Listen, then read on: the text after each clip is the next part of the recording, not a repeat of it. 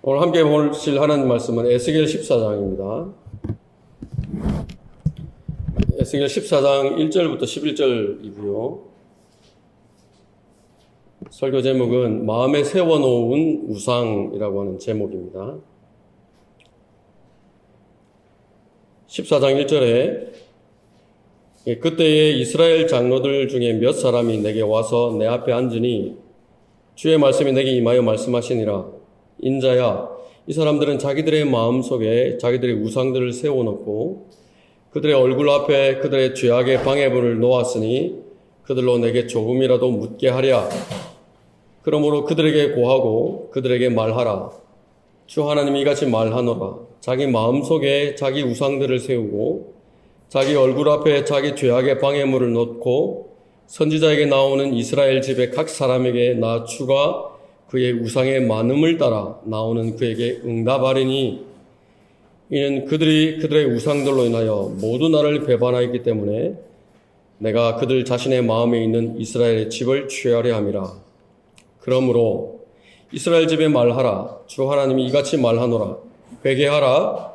그리고 너희 우상들로부터 너희 자신을 돌이키고 너희 얼굴을 너희 모든 가증한 것들로부터 돌이키라. 이는 이스라엘 집의 각 사람이나 이스라엘 가운데 거하는 타국인 중 그 누구라도 나로부터 자신을 분리시켜 마음속에 자기 우상들을 세우고 자기 얼굴 앞에 자기 죄악의 방해물을 두고 나에 관하여 묻고자 선지자에게 나오는 자는 나 주가 그에게 친히 응답할 것이니 내가 그 사람을 대적하여 내 얼굴을 두어 그로 표적과 잠언이 되게 할 것이요 또 내가 그를 내 백성 가운데서 끊으리라. 그러면 너희는 내가 주인 줄 알리라. 만일 선지자가 속아서 어떤 일을 말하였다면 나 주가 그 선지자를 속인 것이니 내가 내 손을 그에게 펴서 내 백성 이스라엘 가운데로부터 그를 멸할 것이라. 그들은 그들의 죄악의 형벌을 담당하리라. 선지자의 형벌은 그에게 구하는 자의 형벌과 같으니라. 이는 이스라엘 집이 다시는 내게서 이탈하지 않게 하고 그들의 모든 죄악들로 더 이상 더럽혀지지 않게 하여 그들은 내 백성이 되고 나는 그들의 하나님이 되게 하려 함이라. 주 하나님이 말하노라. 성경에 하나님의 사람이라고 불리는 많은 인물들이 있습니다. 오늘 우리가 에스겔 14장을 보고 있는데 세 사람의 이름이 이제 반복해서 기록을 하고 있습니다. 누구냐면 노아, 또 다니엘, 욥입니다. 14절에 그렇게 기록을 하고 있죠. 비록 노아, 다니엘, 욥 이 세 사람이 그 땅에 있다 할지라도 그들은 그들의 의로 말미암아 자신들의 혼들만을 구해낼 뿐이라. 주 하나님이 말하노라. 이렇게 세 사람에 관한 기록을 하시고 있습니다. 노아는 어떤 사람입니까? 땅 위에 하나님께서 사람을 지으신 것을 후회했다라고 기록을 하죠. 그런 때에 그렇게 인간의 타락이 절정에 달했을 때에 그 하나님의 말씀에 온전히 순종했던 사람이죠. 그 순종을 통해서 의인이다. 하나님으로부터 인정받았습니다. 그 멸망하는 심판받는 세상으로부터 구원받았습니다. 다니엘은 어떤 인물입니까? 국가가 바빌론의 식민지가 되었죠. 포로로 끌려온 노예의 처지입니다. 그런 처지에서도 그 이방인 왕이 제공하는 그 음식, 포도주로 자신을 더럽히지 않겠다고 공개적으로 표명을 했던 사람이죠. 나중에는 그 중요 요직의 인사로서 국가의 직무를 수행하지 않습니까? 근데 그 동안에도 하나님을 향한 자신의 믿음을, 신앙을 어떤 것과도 바꾸지 않은, 타협하지 않은 그런 사람입니다. 하나님으로부터 큰 사랑을 받은 사람, 그게 다니엘이었습니다. 욥은 어떻습니까? 하나님께서 사탄에게 내 종 욥을 유해해 보았느냐? 그렇게 내세울 만큼 대단한 믿음의 사람이었죠. 자, 눈에 보이는 기록된 형태로 주어진 그 하나님의 말씀인 율법을 가지고 있었던지 아니면은 기록된 말씀 대신에 하나님께서 직접 하신 말씀의 형태로 주신 그 명령이든지 간에 그 하나님의 말씀을 자기들 인생의 최우선의 자리에 지금 우리로 말하면 우리식으로 표현하면 믿음과 실행의 최종 권위로 가지고 있었던 사람들입니다. 이 세 사람이. 신약에서도 마찬가지입니다.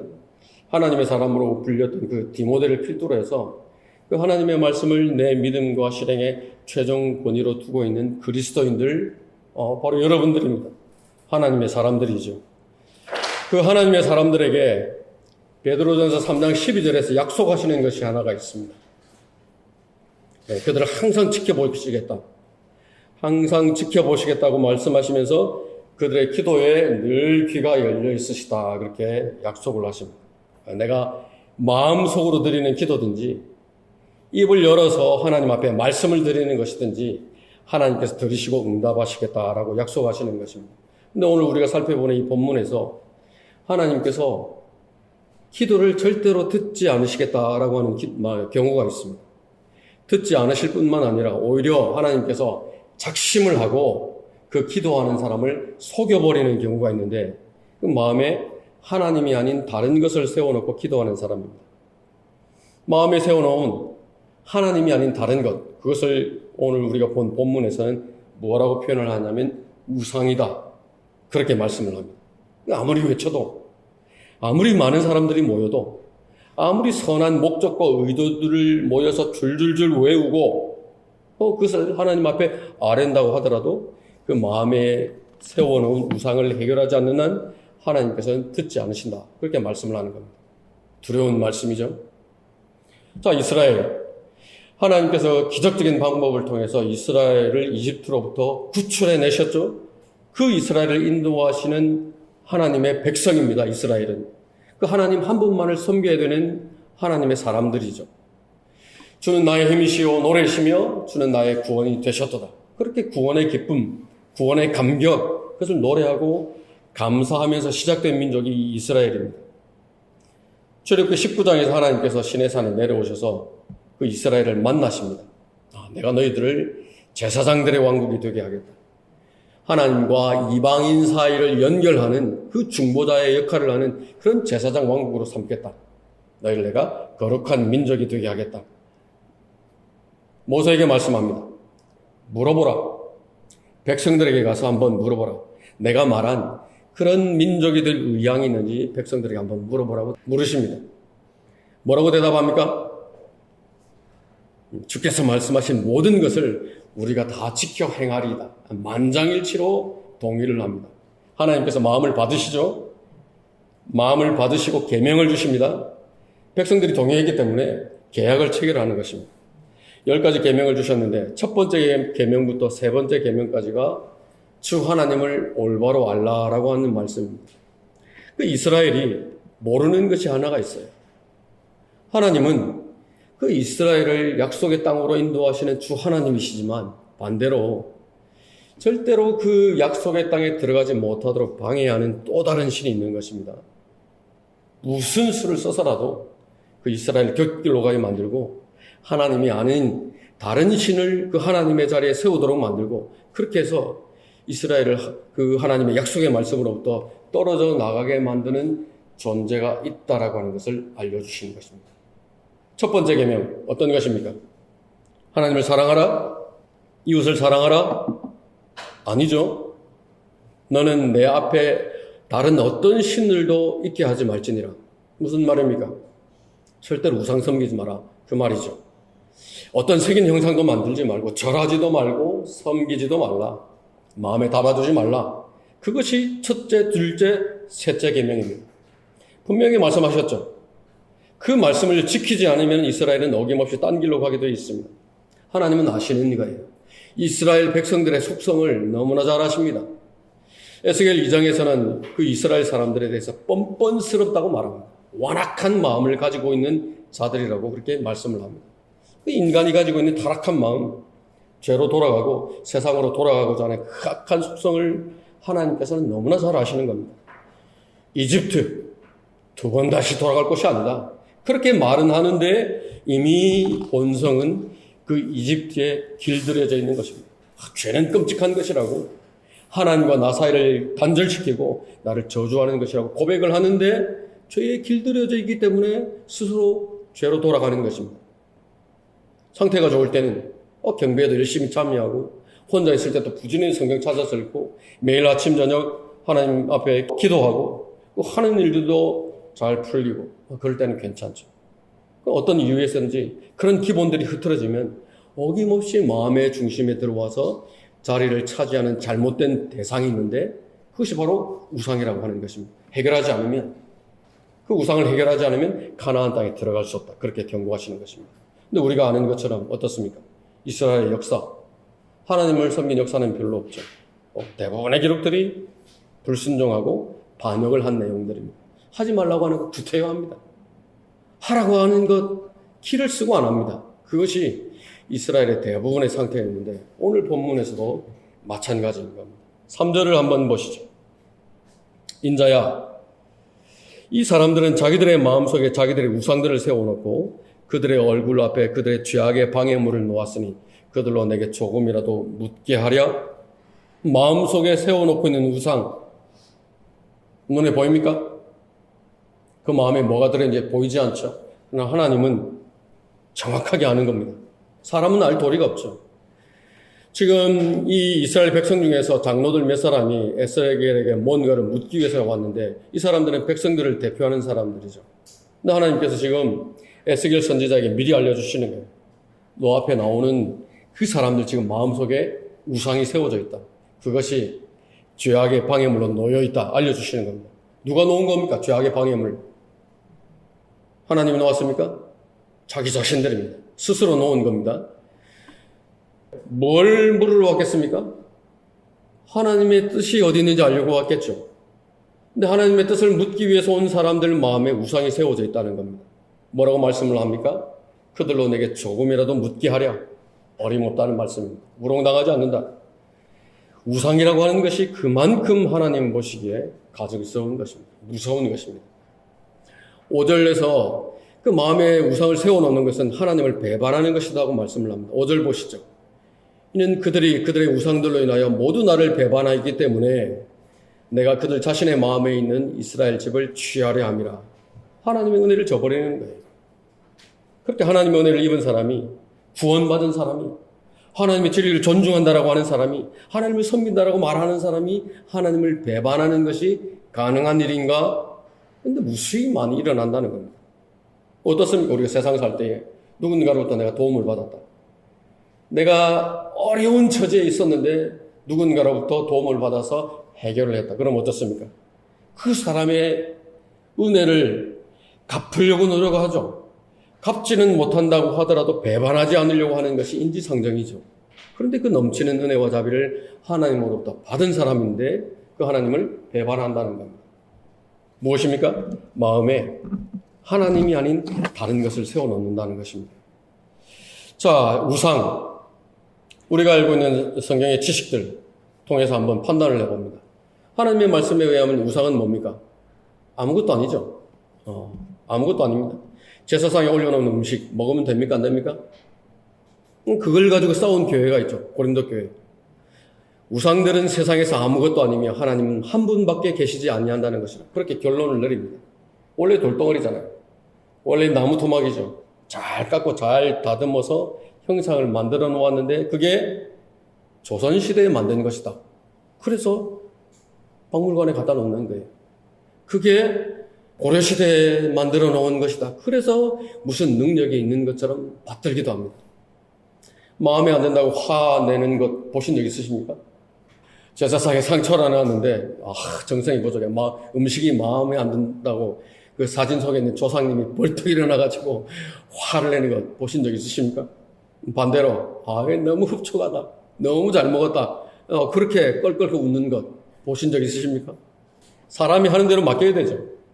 여기다 놓으면 여기 있어야 되고 저기다 놓으면 저기 있어야 되고 구석에다 처박아 놓으면은 먼지가 쌓여가는 그대로 처박혀 있어야 되죠. 그게 우상이에요. 근데 아무것도 아닌 그 헛것이 하나님이 계셔야 되는 그 사람의 마음의 중심에 자리를 잡으면 그것이 엄청난 위력을 발휘하게 되는 겁니다. 제삿날 지방 써놓고 향 피우고 상 차려놓고 아무것도 아니죠. 어쩌녁에 먹었던 밥이나 지금 제사상에 올려놓은 밥이나 똑같은 밥이에요. 근데 그 제사라고 하는 것이 조상신이라고 하는 그 부분이 내 마음의 중심을 차지한다 그러면은 그것이 그 사람에게 엄청난 영향력을 행사를 하는 겁니다. 장인어른 예수님을 이렇게 믿고 돌아가셨습니다. 1993년에 돌아가셨는데 저희 큰 처남이 저보다 나이가 29살이나 많습니다. 근데 밤마다 그 장인이 나타나서, 꿈에 나타나서 들들 볶는 거예요. 불편하다. 나 데려다 놓은 그 자리가 마음에 안 든다. 몇 자리입니다. 몇 자리가 마음에 안 든다고 밤마다 나와서 괴롭히는 거예요. 그 큰 처남을. 그 본인이 자기 입으로 이야기를 해요. 나는 꼬박꼬박 차례도 빠지지 않고 제사도 정성껏 모시니까 허구한 날 죽은 사람들이 나만 와서 괴롭힌다. 나만 찾아와서 괴롭힌다. 그겁니다. 마음의 중심에 놓아두고 인정을 하고 마음을 주면은 그것이 강력하게 역사를 하는 겁니다. 자, 내 마음에 무엇이 세워져 있는가? 그것이 그 사람의 기준을 형성을 하죠. 무엇을 하든지 그 기준에 의해서 결정이 되죠. 행동을 하게 되죠. 그러면 그것이 그 사람의 인생을 결정을 합니다. 눈에 보이는 그런 형상들만 말하는 것이 아닙니다. 아무리 큰 배라고 하더라도 키잡이가 움직이는 조그만 키에 의해서 배가 가는 방향이 결정이 되죠. 목적지가 결정이 되죠. 똑같은 겁니다. 자, 오늘날 거의 대부분의 사람들이 자기 마음에 세우는 우상을 디모데후서 3장에서는 자기 자신이라고 말합니다. 돈이라고 말합니다. 자기 자신을 만족시키기 위해서 돈을 위해서 평생을 헌신하는 겁니다. 그랬더니 그 인생이 무엇으로 채워지는가? 교만이라고 말씀을 하세요. 하나님을 모독하는 것이라고 말씀합니다. 부모에게 불순종하며 감사하지 아니하고 거룩하지 아니하며 무정하고 화해하지 아니하며 모함하고 절제하지 못하며 사납고 선한 것을 좋아하지 아니하며 배반하고 분별이 없으며 자만하고 쾌락을 사랑하는 것이 하나님을 사랑하는 것보다 더하며 경건의 능력은 부인하고 모양만 추구하는 그런 것들로 그 사람들의 인생이 채워진다는 겁니다. 왜? 자기 마음, 자기 자신이 그 사람의 마음 가운데 세워져 있고 돈이 그 사람의 마음 가운데 세워져 있기 때문에 비참하죠. 오늘 본문 11절에서는 그 마음에 세워진 그 우상이 그 사람을 하나님으로부터 이탈시키고 그 사람을 더럽힌다라고 말씀을 합니다. 11절을 한번 다시 보십니다. 이는 이스라엘 집이 다시는 내게서 이탈되지 않게 하고 우상이 그렇게 이탈시키는 거예요. 7절도 한번 보시죠. 이는 이스라엘 집의 각 사람이여 이스라엘 가운데 기거하는 타국인 중 그 누구라도 나로부터 자신을 분리시켜 마음속에 자기 우상들을 세우고 자기 얼굴 앞에 자기 죄악의 방해물을 두고 나에 관하여 묻고자 선지자에게 나오는 자는 나 주가 친히 그에게 응답할 것이니 하나님으로부터 분리시키는 거예요. 마음에 우상을 세우는 것 스스로 자기 스스로 하나님으로부터 분리시키는 것이다 경고를 하고 있습니다. 자, 내 마음에 하나님이 아닌 다른 것을 세워놓고 있다. 많이 있겠죠. 금방 말씀드렸던 자기 자신이라든지 돈이라든지 남편이라든지 아내라든지 자녀들이라든지 명예라든지 사업이라든지 무엇이든지 다 해당됩니다. 그것을 세워놓고 있으면은 그것은 반드시 하나님이 아닌 다른 대상에 대한 잘못된 두려움을 가져다 주게 됩니다. 죄를 드러내고 책망하고 경고하라고 하나님의 의를 가르치라고 설교자들을 강단에 세우지 않습니까? 입을 다물어요. 죄에 대해서 설교하지 않아요. 왜? 교인들이 떠날까 봐 두려운 겁니다. 마가복음 6장에 있는 헤롯, 처음에는 그 침례인 요한을 의롭고 거룩한 사람으로 알았기 때문에 두려운 마음을 가지고 침례인 요한의 말에 귀를 기울입니다. 그때까지만 해도 가망이 있었어요. 근데 잔칫날에 사람들 앞에 실없는 말을 약속을 했다가 그 약속을 깨면은 자기가 어이없는 실없는 사람이 될까 봐 사람들 이목이 두려워서 침례인 요한의 목을 베었습니다. 빌라도는 예수님이 죄가 없다는 사실을 알았죠. 놓아주려고 했습니다. 당신이 이 사람을 놓아주면 당신은 카이사의 친구가 아닙니다. 그 한마디에 두려움이 일었죠. 사람을 두려워한 겁니다. 그 죄 없는 사람 죽이라고 내어준 겁니다. 예수 그리스도를 거부한 것이죠. 바리새인들은 그 백성들이 예수 그리스도를 따르면은 그 로마 정권 아래에서 자신들의 입지가 흔들릴까 봐 그 두려움 때문에 예수 그리스도를 죽일 계획들을 세운 겁니다. 그것처럼 마음에 하나님이 아닌 다른 것들을 세워놓으면 반드시 사람을 두려워하게 되어 있습니다. 그 사람을 두려워하는 마음이 수천 가지 죄들을 불러들이는 것입니다. 그런데 그것을 알면서도 왜 마음에 하나님이 아닌 다른 것을 세우는가? 자기를 다루시는 하나님을 믿지 않기 때문에 그래요. 하나님을 믿지 않는 거예요. 자, 교회를 건축하면서 보통 사람들이 평생 구경하기도 힘든 그 큰 돈을 빚을 졌죠. 집사한 사람이 모든 재정을 다 관리를 합니다. 그 사람이 하는 말, 그 사람이 제시하는 것, 심지어는 그 사람이 기분 나빠하는 것까지 목사가 나서서 대변을 하고 강대상에서 그 사람을 반복해서 높여주고 대단한 사람으로 추켜 세웁니다. 마음은 이해가 가죠. 평생 돈으로 다루심을 받아보지 못한 사람이, 그 점심값이 없어서 밥을 굶어보지 않은 사람이 그 큰 부채하며 해야 할 일들도 좀 많아요. 물려받은 일을 제대로 세우지 못했다라고 하는 비난을 받을 가능성도 있죠. 두렵죠. 원치 않는 일들은 계속 일어나죠. 소송은 계속 들어오죠. 전체를 대표하는 사람으로 인정받고 싶은 마음의 부담들도 있죠. 그 마음이 얼마나 무거울까 이해는 하죠. 그러나 그렇다고 그것들을, 특히나 그 사람을 하나님의 자리에 놓으면 다 망하자는 것입니다. 그 대상이 누구든 마찬가지입니다. 사람을 하나님의 자리에 올려놓으면 결국은 그 사람을 두려워하게 되고 잘못을 저질러도 책망은커녕 나서서 그 사람 역성을 들게 되는 겁니다. 그러면 가지고 있는 지식이 아무리 가치가 있고 권위가 있는 진리의 지식이라고 하더라도 그 힘을 발휘하지 못하는 게, 하나님은 그냥 이론에 불과하게 되는 겁니다. 올바른 판단을 내릴 수 없게 되죠. 그 집안은 계속 쓰레기들로 채워지는 겁니다. 그러면 다 신음하죠. 양들이 병이 드는 것입니다. 태어나자마자 어른이 되는 사람 아무도 없죠. 태어나자마자 모든 능력들을 갖추고 태어나는 사람은 아무도 없습니다. 영적인 면도 마찬가지입니다. 노력을 하기도 하죠. 노력하는 것이 흐지부지가 돼서 무기력함을 느끼기도 하죠. 실패해서 좌절하기도 하죠. 죄를 짓고 넘어졌다를 반복하기도 하죠.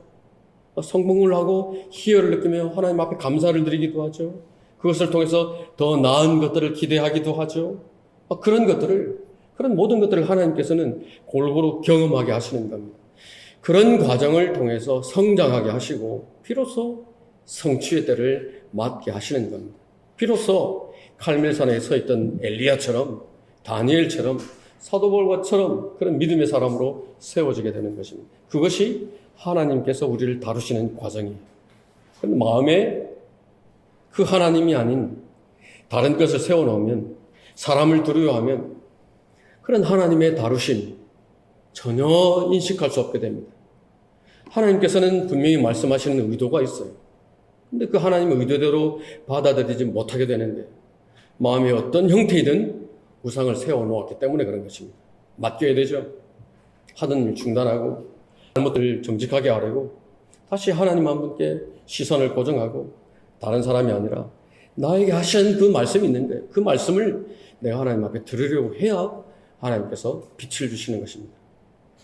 나에게 다른 어떤 것보다 가치가 있고 중요하게 여기는 것, 우상이라고 했습니다. 그것이 내 마음을 가득 채우고 나를 점유한다. 그러면 그것이 내 일부가 되어버립니다. 그 우상이, 그 소중하게 여기는 것이 내 사고의 기준이 되어서 거기서 벗어나지 못하게 만듭니다. 그러면 늘 내 기준으로 하나님의 말씀을 판단하게 됩니다. 하나님의 말씀은 살아있지 않습니까? 능력의 말씀이죠. 그 말씀이 나에게 능력이 되기 위해서는, 실제 내 생활의 모든 영역에서 그 말씀이 능력을 발현하기 위해서는 들려주시는 하나님의 말씀을 나에게 주시는 하나님의 말씀으로 받아들여야 됩니다. 그런 마음의 변화가 없으면 내버려 두세요. 그냥 내버려 두십니다. 하나님은 속지 않으세요. 마음의 우상을 세우는 것, 하나님을 떠나게 만드는 것이라고 했습니다. 무서운 것이라고 했습니다. 사람의 인생은 그 사람의 마음에 무엇이 담겨 있느냐, 그 마음에 가득 담아두고 있는 그것대로 사는 것이 그 사람의 인생이에요. 우리는 어떻습니까? 하나님 앞에 경배드리는 인생이죠. 마음의 중심에 하나님께서 계시죠. 그분을 경배하는 것을 마음에 담아두고 사는 사람들입니다. 그래서 오늘처럼 경배의 자리를 지키고 있는 겁니다. 여러분들 한 주간 살면서 매일매일 하나님 기억하고 그 교제의 자리, 경배의 자리로 나가시지 않았습니까? 그렇게 사는 거예요. 내 마음에 하나님이 있어야 하나님께서 인정하시고 하나님께서 계획하시는 삶을 살게 되는 겁니다. 근데 하나님이 아닌 다른 것이 세워져 있다. 그 자리를 욕심이 차지하고 있다. 그러면 그대로 사는 거예요. 하나님으로부터 불러내심을 받은 이스라엘, 제사장들의 왕국이 되기 위해서, 거룩한 민족이 되기 위해서 반드시 그 마음 가운데는 하나님 한 분만 자리를 잡고 있어야 되는 겁니다. 그래야 곁길로 가지 않게 되는 거예요. 우리도 마찬가지입니다. 보라, 아버지께서 어떠한 사랑을 우리에게 주셔서 우리를 하나님의 아들들이라 불리게 하셨는가? 어떤 사랑을 주셨습니까? 종의 모습으로 오셨죠. 사람의 모습으로 오셨습니다. 모독을 받으셨죠. 고통을 받으셨습니다. 죄와 무관하신 분이 죄가 되시고 수치가 되셔서 십자가로 가셔야 했습니다. 영원하신 생명이신 분이 죽음을 경험하셔야 했고 죄를 처리하는 그 지옥에 다녀오셔야 했습니다. 그것을 통해서 우리를 하나님의 아들들이라 불리게 하신 것입니다. 거기에서 벗어나면 안 되는 것입니다. 마음에 우상을 세워두면 어떤 결과를 맞게 됩니까? 심판을 받는 겁니다. 우상 숭배에 대해서 하나님께서 그냥 넘어가신 적이 있습니까? 여러분 성경을 읽으시면서 반드시 심판하시죠. 어떻게 심판합니까? 오늘 본문에서는 하나님께서 거짓말로 응답을 하신다라고 말합니다. 죄 때문에 받게 되는 여러 가지 재앙들, 지진, 해일, 태풍, 무섭죠. 근데 그것보다도 더 무서운 것이 하나님으로부터 말씀이 오기는 오는데 거짓말이 온다는 겁니다. 두려운 것입니다. 4절을 한번 우리 4절 보시면은 그러므로 그들에게 고하고 그들에게 말하라. 주 하나님이 이같이 말하노라. 자기 마음속에 자기 우상들을 세우고 자기 얼굴 앞에 자기 죄악의 방해물을 놓고 선지자에게 나오는 이스라엘 집의 각 사람에게 나 주가 그의 우상의 많음을 따라 나오는 그에게 응답하리니. 얼마든지 자신 있다는 말씀이죠. 뭐를? 그래? 가지고 나오는 것대로 내가 반응을 해주겠다는 겁니다. 속이시겠다는 거죠. 7절도 한번 보시죠. 이는 이스라엘 집의 각 사람이나 이스라엘 가운데 기거하는 타국인 중 그 누구라도 나로부터 자신을 분리시켜 마음속에 자기 우상을 세우고 자기 얼굴 앞에 자기 죄악의 방해물을 두고 나에 관하여 묻고자 선지자에게 나오는 자는 나 주가 친히 그에게 응답할 것이니. 이미 마음이 부패한 거예요. 자기 배를 섬기기 위해서 하나님을 팔아먹는 자들입니다. 마음에 우상이 세워져 있으면 입에서 세워놓고 있으면서도 입에서 나오는 말은 항상 하나님, 하나님, 사역, 사역, 하나님의 교회 말을 하는 거예요. 근데 하나님께서 그 사람들에게 그 마음에 있는 것대로 응답을 하시겠다라고 대답을 하시는 겁니다. 우리 9절도 한번 보시죠. 만일 선지자가 속아서 어떤 일을 말하였다면 나 주가 그 선지자를 속인 것이니. 누가 속였다고요? 하나님이 속인다라고요. 속이는 자, 거짓말의 아비. 원래 누굽니까? 마귀죠. 마귀의 목적이 그거예요. 속이기 위해서 오죠. 도둑질하기 위해서 오죠. 멸망시키기 위해서 오는 것이 마귀입니다. 이상할 것이 없어요. 그런데 누구로부터 속는다고 합니까? 본문에서 하나님으로부터 속는다. 하나님으로부터. 얼마나 무섭습니까? 이 본문 말씀과 딱 좋은 예가 되는 예시가 열왕기상 22장을 보면 한 사람이 있습니다. 아합입니다. 이스라엘 왕. 선대에서 시리아에게 빼앗겼던 그 땅을 되찾으려고 유다의 여호사밧 왕에게 도움을 청하죠. 승낙을 합니다. 제가 돕겠습니다. 근데 여호사밧 왕이 승낙을 하면서 한마디를 더 붙입니다. 우리가 하나님의 뜻은 어떤지 한번 물어봅시다. 이 아합은 어떤 왕이었습니까? 악한 왕이죠. 하나님께서 심판하시기로 이미 결정해 놓았는데 모르고 있어요. 라못 길르앗이라고 하는 곳에 가서 시리아와 전쟁을 해서 빼앗긴 땅을 찾아오는 것이 하나님의 뜻입니까? 아닙니까? 물어보라는 것이죠. 선지자에게. 선지자들을 불러 모았습니다. 400명. 자, 이 선지자는 어떤 사람입니까? 하나님의 사람이라고 불리는 사람들이죠. 그 400명이 한 목소리로 대답합니다. 그들이 말하기를 올라가소서 주께서 그것을 왕의 손에 넘겨주시리다. 근데 이 400명으로부터 분리된 또 한 명의 선지자가 있습니다. 누굽니까? 미카야 선지자죠. 근데 이 사람은 아무도 찾지를 않아요. 왕이 싫어해요. 왜? 나쁜 것만 말하니까. 늘 원론적인 것, 늘 딱딱한 것, 늘 고지고대로 바른 것만 말한다는 이유 때문에 아예 열애가 되어버렸어요. 그러면 미카야 선지자는 왜 그런 것만 이야기를 합니까? 하나님께서 그 말을 하라고 하시니까. 선지자가 출현하는 세대 어떤 세대입니까? 죄 때문에 부패한 세대죠. 썩은 세대입니다. 이 땅이 썩었다라고 하는 것을 그 이스라엘 중심에 서서 외쳐야 되는 것이 선지자의 역할이죠. 들으라고 하는 거죠. 돌이키라고 하는 겁니다. 근데 듣지를 않아요. 안 돌이킵니다. 그러니까 하늘에서 회의가 열리죠. 자, 누가 아합을 설득시켜서 그 라못 길르앗에 올라가게 해서 쓰러지게 할 것이냐. 그게 하나님의 뜻이에요.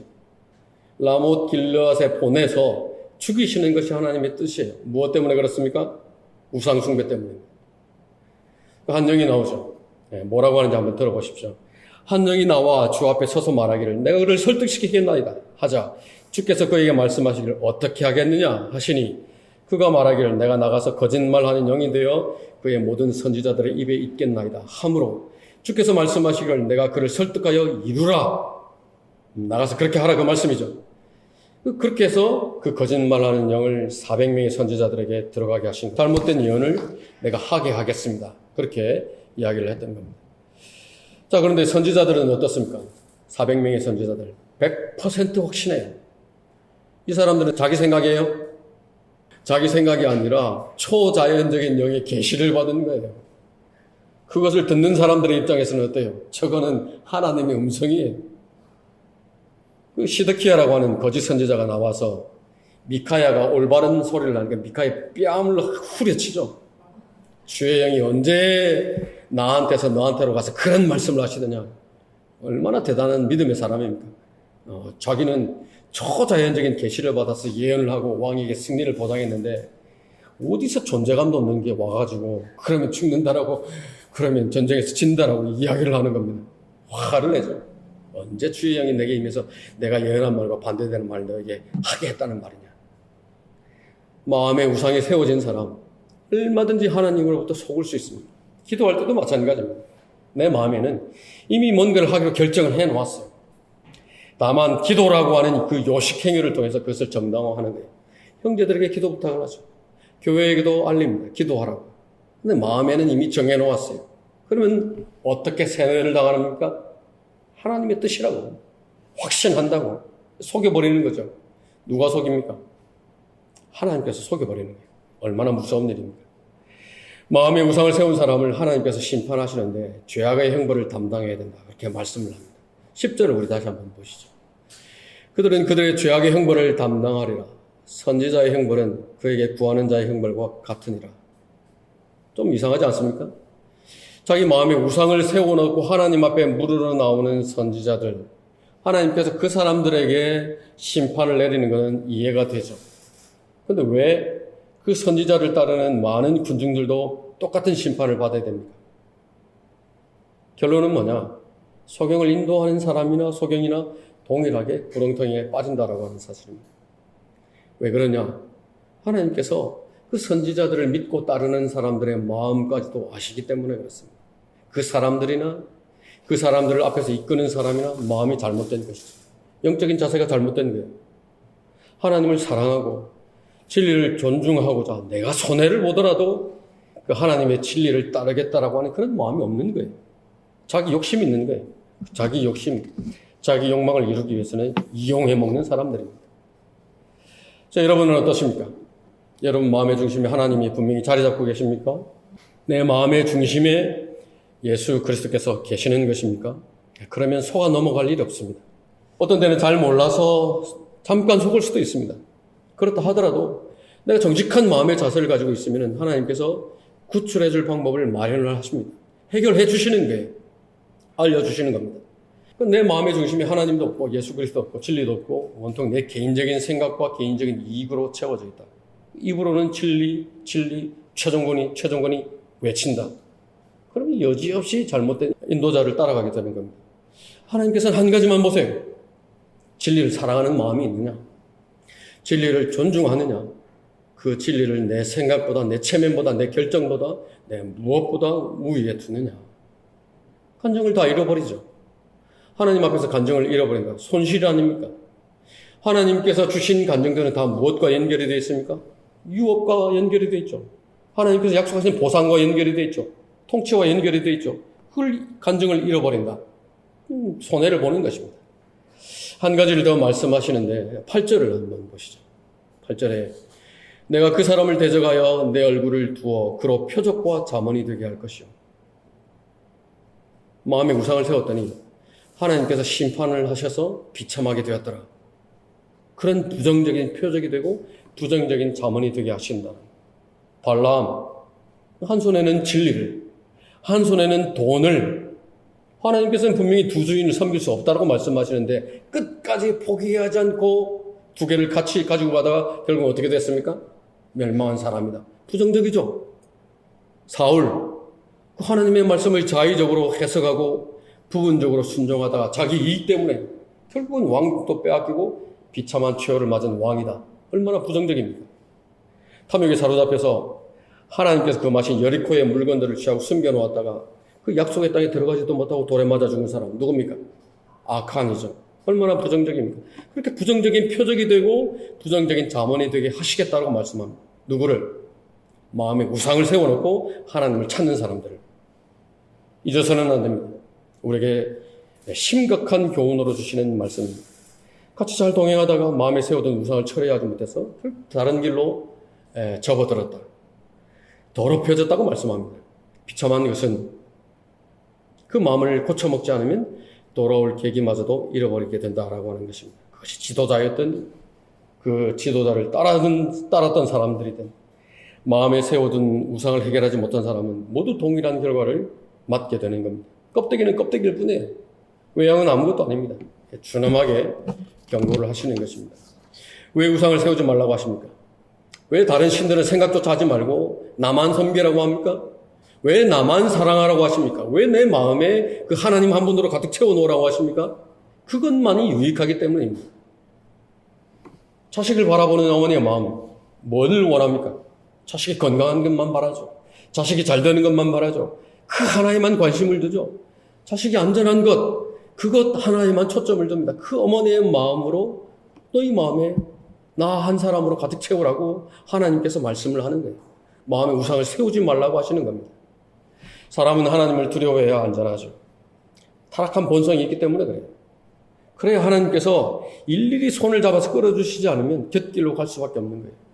왜 그렇게 우상숭배에 대해서 경고를 하시는가? 왜 그렇게 우상숭배에 대해서 철저하게 심판을 하시는가? 하나님의 마음은 무엇인가? 11절을 보시면은 이는 이스라엘 집이 다시는 내게서 이탈하지 않게 하고 그들의 모든 죄악들로 더 이상 더럽혀지지 않게 하여 그들은 내 백성이 되고 나는 그들의 하나님이 되게 하려 함이라. 주 하나님이 말하는 이게 하나님의 마음이에요. 이게 하나님의 마음이라. 저와 여러분은 하나님의 피로 씻어주신 하나님의 자녀들입니다. 우리는 절대로 더럽혀져서는 안 됩니다. 얼마나 귀한 사람들입니까? 어떻게 하나님의 아들들이라고 하는 이름을 받았습니까? 어떻게 이 진리로 인도되었습니까? 근데 왜 함부로 살라고 하는 것입니까? 절대로 그렇게 돼서는 안 되죠. 우리 대한민국 부모들 얼마나 자녀들 교육에 열을 올립니까? 이 나라에서 좋은 교육 최대한 받게 하죠. 모자란다고 생각을 하니까 다른 나라에까지 해외에까지 가서 좋다라고 유명한 대학에까지 보내가지고 유학을 보내지 않습니까? 오랜 시간 교육을 시키죠. 왜 그렇게 합니까? 다른 사람들처럼 그렇게 평범하게 살 사람이 아니기 때문에 세상 사람들처럼 그렇게 가치없게 살 사람이 아니기 때문에 다른 기준을 가지고 살아가야 할 때 사람이기 때문에 자녀들을 그렇게 교육을 시키는 거예요. 근데 우리들은 어떻습니까? 하나님께서 가장 귀한 대가를 지불하시고 하나님의 피로 씻김을 받은 하나님의 사람들이죠. 영혼을 목표로 해서 살아가는 사람들입니다. 절대로 세상에서 그 더러움 가운데 오염 가운데 방치되게 되어서는 안 되는 사람들입니다. 그들은 내 백성이 되고 나는 그들의 하나님이 되게 하려 함이라. 그것이 하나님을 향한 우리의 뜻인 것입니다. 6절을 보시면은 하나님께서 한 가지 해결책을 제시를 합니다. 6절 보시죠. 그러므로 이스라엘 집에 말하라. 주 하나님이 이같이 말하노라. 회개하라. 그리고 너희 우상들로부터 너희 자신을 돌이키고 너희 얼굴을 너희 모든 가정한 것들로부터 돌이키라 말씀을 합니다. 우리가 11절에도 본 것처럼 참으로 감사한 것은 하나님께서 심판하시기 전에 징계하시기 전에 반드시 경고한다라고 하는 사실입니다. 경고하시지 않고 심판하시지 않습니다. 경고하시지 않고 징계하지 않습니다. 그런데 어떻습니까? 120년 동안의 노아를 통해서 하나님께서 심판하실 것을 경고를 보냈지만은 어떻습니까?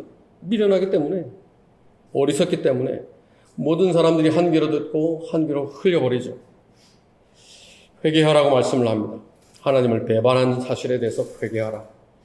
하나님과 교제가 단절되었을 때 제일 첫 번째가 제가 하나님을 배반했습니다. 사소한 죄라고 하더라도 나와 하나님과의 교제를 단절시킨 그 죄라고 한다면은, 그런 우상이라고 한다면은 그 사실을 자백하라고 하시는 겁니다. 예수 그리스도의 보혈로 나를 씻어주셨는데, 나를 깨끗하게 하기 위해서 피를 흘려주셨는데 제가 다시 더럽혀졌습니다. 이제는 돌아서겠습니다. 하나님께서 주신 그 교제의 자리를 형식적으로 만들어 버렸습니다. 이제는 돌아서겠습니다. 그 자백하는 것입니다. 마귀에게 내어주었다는 것을 회개해야 됩니다. 마귀를 이기시기 위해서, 마귀의 일들을 멸하시기 위해서 주님께서 오셨는데 다시 원점으로 되돌린 겁니다. 회개하라는 것입니다. 마귀와 내 마음을 점유하도록 만든 것이죠. 신부는 내가 하나님의 아들들인데, 소유는 하나님의 것인데 마치 마귀의 소유처럼 살아버린 것입니다. 그런 빌미를 더 이상 내어주지 않겠다고, 이길 수 있는 은혜를 주시라고 하나님 앞에 말씀을 드리는 것입니다. 마귀가 한번 지나가면 흔적이 남습니다. 무서운 것은 내버려두면 내 마음에 하나님에 대한 열정도 빼앗아가고 의욕도 빼앗아간다는 것입니다. 절대로 그런 상태로 지속되도록 방치해서는 안 되는 것입니다. 하나님의 아들들답게 사는 사람, 우리가 암송하고 있는 시편 1편에서는 복이 있는 사람이라고 말씀을 하시죠. 그 복이 있는 사람, 하나님의 아들들답게 사는 사람이 즐거워하는 것이 어떤 것입니까? 2절에 뭐라고 말씀합니까? 그의 즐거움이 주의 법에 있나니 그가 주의 법을 주야로 묵상하는도다. 그것이 하나님의 아들들이에요. 복 있는 사람은 악인들의 관계를 따르지 않느냐 한다고 하죠. 관계는 관계입니다. 의도가 있는 겁니다. 많은 것들을 이야기하죠. 많은 좋은 것들을 제시를 합니다. 많은 비전들을 보여줍니다. 그러나 관계는 뭐예요? 속이는 거예요. 서서히 넘어오게 만드는 겁니다. 오늘 에스겔 이 본문 말씀대로라면 내 마음에서 서서히 하나님을 치워버리고 서서히 다른 것들을 세우도록 만드는 것입니다. 그런 결정을 스스로 하게 만들어요. 스스로 하나님으로부터 분리되게 만듭니다. 그 관계를 따르면 죄인들의 길에 서게 되죠. 조롱하는 자들의 자리에 앉게 됩니다. 최근에 인터넷을 보니까 그 성경침례교회를 나간 청년 하나가 네이버에다가 나는 왜 성경침례교회를 떠났는가라는 글을 올렸습니다. 그 청년이 교회에 출석하기도 전에 있었던 그 불미스러운 일 언급을 합니다. 성경의 번역이 잘못됐다라고 이야기를 합니다. 최근 성경침례교회 안에서 성경 문제로 있었던 일들을 이야기를 합니다. 마지막에는 저의 이야기를 해요. 천원성경침례교회 목회자에 관한 이야기를 합니다. 본인이 겪지 않았던 일들이죠. 교회에서 있었던 일, 본인이 직접 그 자리에 없었고 보지 못한 일들이고 교회에 나오기 전의 일들인데 얼마나 정확하게 알까요? 교회에 나온 지가 겨우 2, 3년밖에 안 된 사람인데 성경에 관해서 알면 얼마나 알겠습니까? 또 저는 그 청년을 잘 개인적으로 만난 적도 없고 알지도 못하는데 어떻게 당사자에게 물어보지도 않고 제3자로부터 들은 것을 가지고 성경침례교회를 비방하는 그런 글들을 씁니까? 대부분의 이야기들은 그 표준력을 만들었던 그 사람이 하는 말을 그대로 갖다가 그 사람 자리에 서서 짖어주는 것으로밖에 안 보였습니다. 마음에 독한 시기가 있는데 그것이 그 청년을 그 조롱하는 자리에 앉게 만든 겁니다. 그래서 우리는 주의해야 됩니다. 하나님의 아들들답게 사는 사람, 즐거움이 어디에 있다고 했습니까? 그의 즐거움이 주의 법에 있습니다. 그 하나님의 말씀이 나를 변화시키죠. 우리가 경험하고 있습니다. 그 하나님의 말씀을 내가 즐거워하고 있죠. 그 하나님의 말씀을 내 마음 가득 채우고 있는 그 나를 통해서 나를 둘러싸고 있는 사람들을 변화시키지 않습니까? 우리가 경험하고 있지 않습니까? 그 변화되는 사람들을 보면서 어떻게 합니까? 하나님을 찬양을 하죠. 하나님께서 나를 어떻게 인도하실까? 하나님께서 저 사람을 어떻게 변화시키실까? 어떻게 인도하실까? 기대가 되죠. 그것이 주의 법을 즐거워하는 사람, 내 마음에 하나님 한 분으로 가득 채워진 사람, 하나님의 아들들답게 사는 사람입니다. 시간을 낭비할 것 없습니다. 다른 것들에 내 마음, 내 에너지를 쓸 것 없어요. 하루하루 하나님 한 분으로 내 마음을 가득 채워서 우리의 하루하루가 하나님의 말씀을 통해서 이루시는 그 능력을 경험하고 그 하나님을 마음껏 찬양하고 사는 그런 하루하루로 우리 인생이 채워져야 되는 것입니다. 그런 저와 여러분이 되시길 바라면서 설교를 마치겠습니다. 기도하겠습니다.